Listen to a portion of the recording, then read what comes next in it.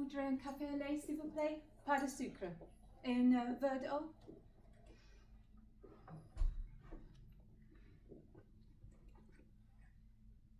Hi. Yeah, no, I'm all right. I've just arrived. No, it's fine. It went smoothly. Just a short delay at St Pancras, but nothing too bad. Yeah, it's a bit strange, but it's good. It'll be good. Yeah, I will do. Yeah, love you too. Okay, bye.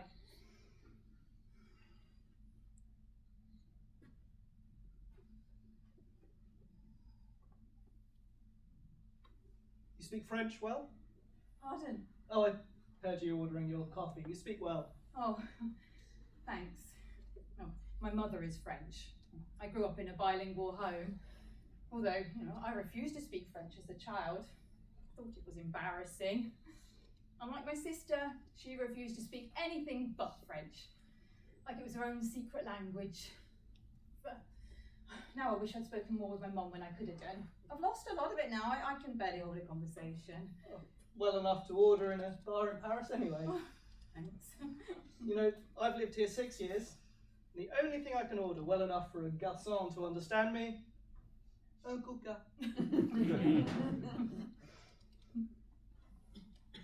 Are you here on holidays or? No, not really, just some stuff to take care of, family stuff. I'm back to London in a couple of days. I couldn't live in London. Too fast, too dirty, too pigeony. Because Paris is no pigeons, right? Yeah, sure, but they have a more certain elegance here. They're much classier pigeons. Right. Where are you from then? Hampshire, little village just outside of Winchester. Oh, what brings you here? Well, I did a year of Erasmus, and then I got into the Paris Conservatoire to play the cello. I used to play the cello. Wow, a musician. Sort of.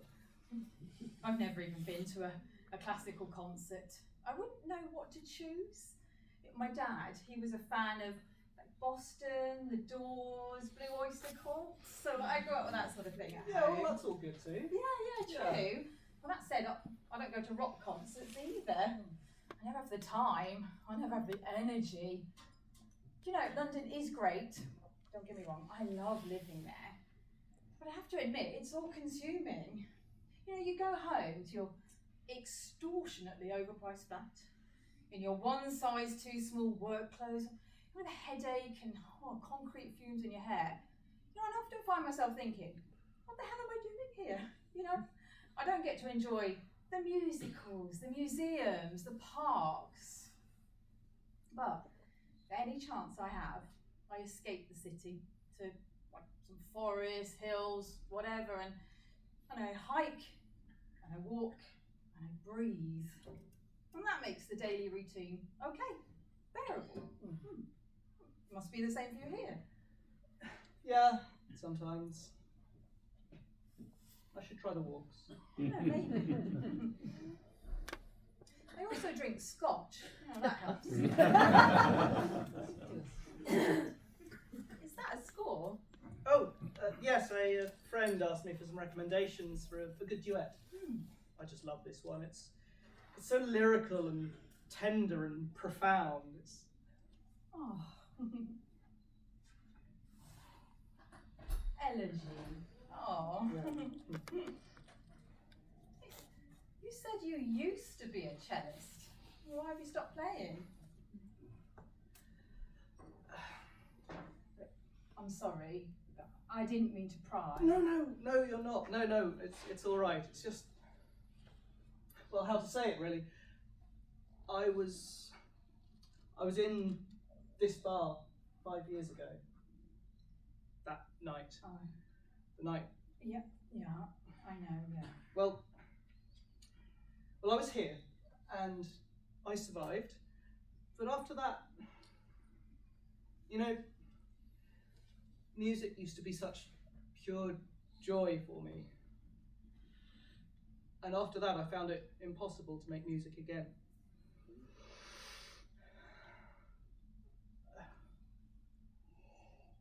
That's why I'm a music librarian now.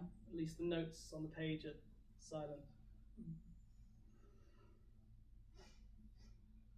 Sorry, are you okay? Yeah, sorry, it's just that, well, actually, I lost someone here that night. I mean, I wasn't here that night, but I've come to Paris today to, I don't know, to come, to see.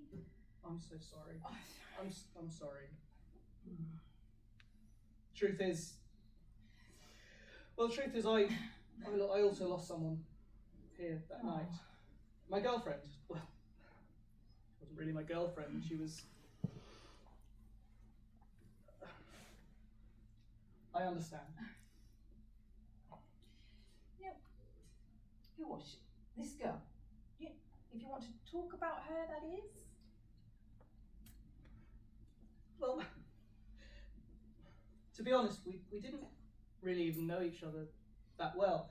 We'd messaged on a dating app, and she was so sassy over messages. We texted back and forth for a couple of weeks, and I was desperate to meet this lively girl in person. And so that night was our first date, actually.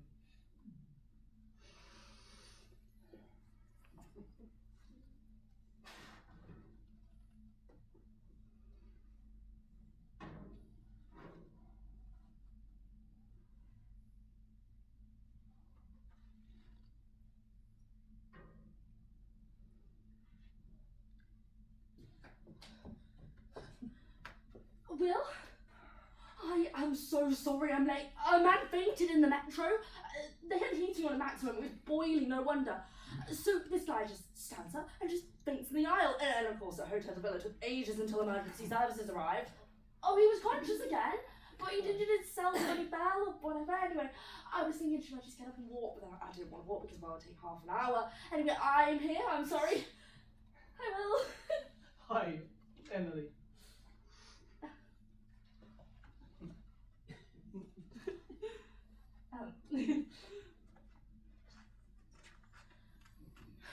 So, you said you were cellist? Yes, I am at the National. Yeah. Wow, impressive. Oh, it's only second chair for now, so it means I don't get into all the gigs. But yeah, it's pretty cool. It is. Well, maybe next time you can play something for me. Sure. Yes, sure, absolutely. So, why the cello? In primary school, there were these musicians who came and visited with some instruments for us to try. And I ended up trying the cello, just a little half-size one, of course. But I just fell in love with the deep, powerful, gorgeous sound of it. And I was desperate to learn. My parents, well, they weren't very well off. I didn't know that at the time, of course. I learned that later. But it was a struggle for them to afford lessons for me outside of school. So they were giving me such a gift, that I just loved playing all the time, and I still do now. And so now, trying to be the best and get into all the prestigious ensembles, it's a way of trying to be worthy of that gift, if that makes sense. Trying to repay the love they showed me.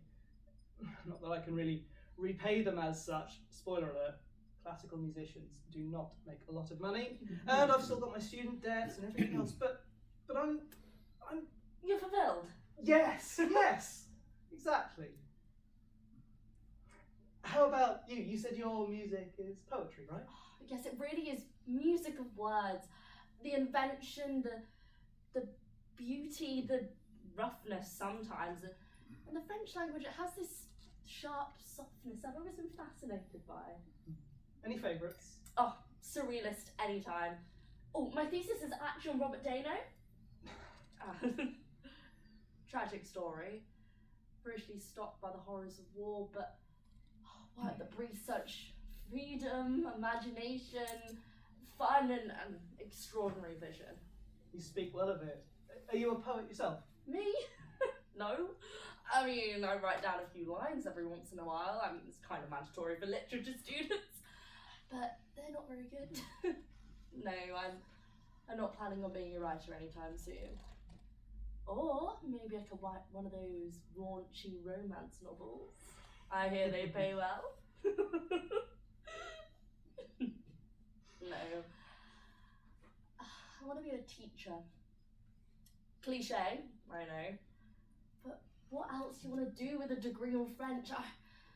I just hope that my arrangement for words and stories can reach out to some kids that think it's maybe not for them someday. I don't know. Like I said, I am a boring and predictable idealist. No, I do not think that's boring. I think you're captivating. I'm not much of a reader myself. You're very pretty. Oh, thanks. You too. I know. Anyway, would you like something to drink? Yes, I love a beer. Oh, brilliant. I think I'll...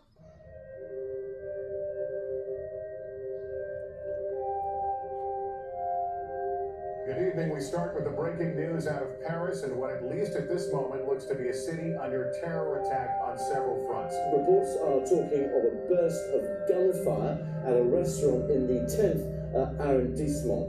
Hubo uno de los ataques en el Stade de France, donde jugaban un partido las selecciones de Francia y Alemania, donde se encontraba el presidente de Francia. So that night was our first date, and she was amazing. It sounds a bit weird to say it, I know, but I almost think I started to fall in love with her that night. Maybe that's just me looking back now. But she was...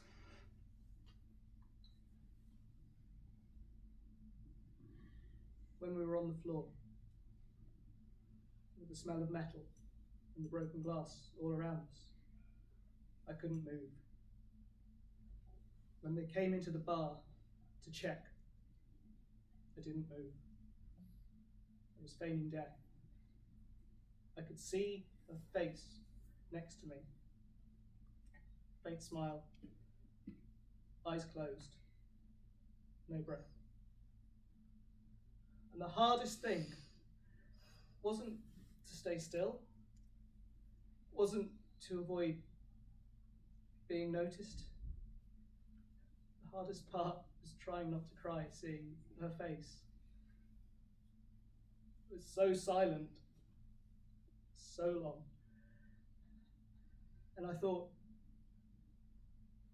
she couldn't have known fear. She couldn't have known pain. At least that. Oh, God, For this dark image, I've put it away now. That's not the picture I keep in my mind. She's still this bright, bubbly woman who came to meet me in that bar, this bar, that night. The woman I could have loved. It's good to talk about her with someone, actually, to remember her with someone.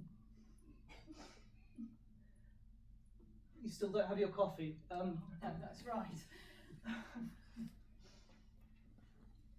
What about your person? Would you like to talk about them? Oh, well, yes.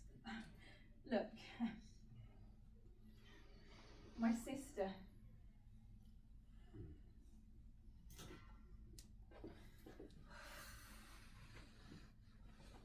What was so urgent? I got in. What? I got in. Oh!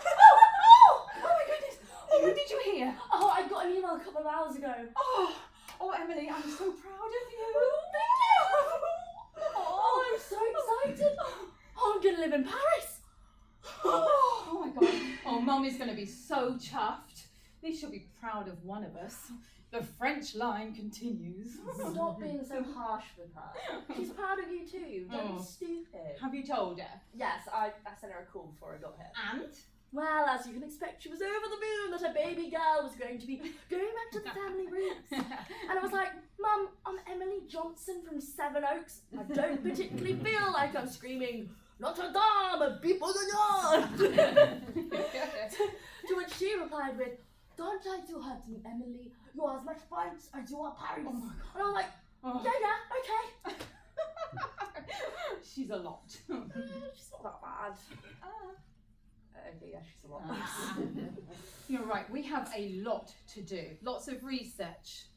Bank account, phone, visas, student visas. Do you need one of those? I'll look into it. Car. You know you won't need a car in the city. Health insurance. Well, they have social security over there. I don't know, does that apply to you? I know. We'll go over in the spring and we'll look for a flat. Maybe you could get a roommate. It would certainly diminish the costs. You know, Paris, it's not cheap. It's not London, but still, we need to think about that. Will you calm down, okay? The only thing I want to think about today is taking my sister out for a cocktail to share the good news. Okay, I'm sorry. A cocktail sounds great. Do you want to change? Why? No offence, but your outfit looks like it'd be great for a library trip. You little twat.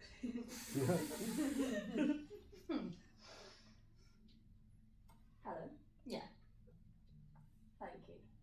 What for?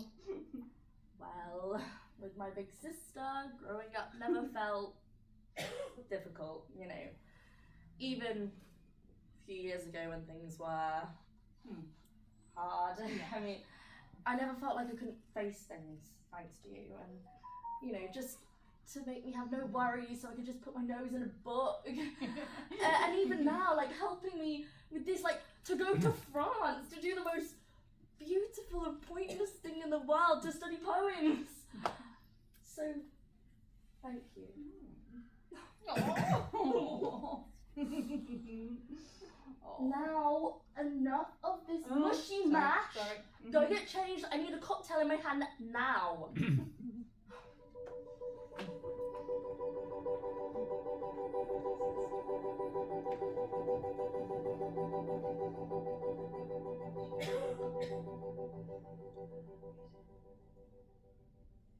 Emily is your sister. Wait, how do you? I'm so sorry. I Oh. shouldn't have said it. I couldn't have known. Oh. I couldn't have known. Couldn't have known. No. Look, you can't imagine how relieved I am to know that her last moments were joyful with a kind person like you. Drinking, talking about poetry, enjoying life, and thinking about the future. I have often wondered what her last few minutes were like, if she was happy, and well, you've given me that. It's been 5 years. It's like the grief is permanent though, isn't it? I can't get rid of it. The grief, like the grief can't dominate you, not for too long. I think that's why I've come here today. Do you know, I don't know, it feels like a pilgrimage, which is stupid, but I think I've come to see, well, not the place that she died, but the city that Emily loves. Yes, that's what I've come to see. I come here because I can't overcome this. Not fully. Look, I wasn't here that night. I don't have these images imprinted on my mind the way you do, and our losses are different, paradoxically. But not overcoming this, letting the grief consume you like a cancer, well, that's a form of letting the terror take control. And we can't give them that. But most of all, we can't let the stories of those we loved be devoured by it. It's hard, but it's what you need to do. I would have loved for you and Emily to be in love. It sounds like there was a spark already. Yeah. Would you tell me a bit more about it? Would that be okay? Yeah, of course. But first, let me get the bloody coffee. I realise I haven't even asked your name. Oh, true. I'm Will. Helen. Will, maybe not now, but sometime soon will you play music again. Let it go through your veins, your muscles, your heart. Be alive. It will be difficult, but play again.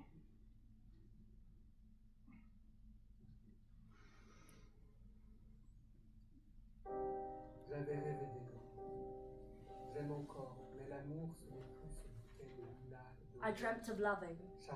The dream remains, but love is no longer those lilacs and roses who breath-filled the broad woods, where the sail of a flame lay at the end of each arrow-straight path. I dreamt of loving. The dream remains, but love is no longer that storm whose white nerves sparked the castle towers, or left the mind unrhymed, or flared an instant just where the road bore. It is the star struck under my heel in the night. It is the word no book on earth defines. It is the foam on the wave, the cloud in the sky. As they age, all things grow rigid and bright. The streets fall nameless, and the knots untie.